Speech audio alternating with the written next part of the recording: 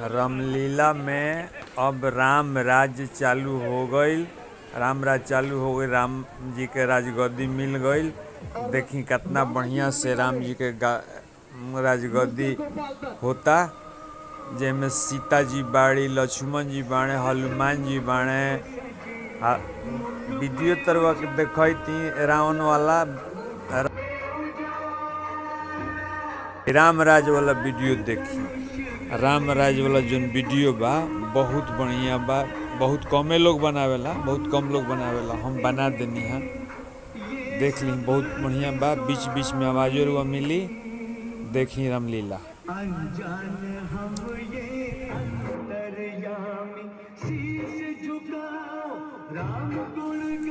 सुन ली, रामलीला में भी आवाज बा, साउंड बा।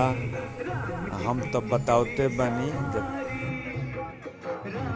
वीडियो देखी, बड़ा बढ़िया वीडियो बनैले बनी। अब देख ली, राम जी के राज चल गई, राम जी के राज चल गई। अब वजह से समझ जाई बहुत बढ़िया राजा बानी। बड़ा सुंदर वीडियो रउआ के देखावत जी। रामलीला बहुत देख लो खब जा।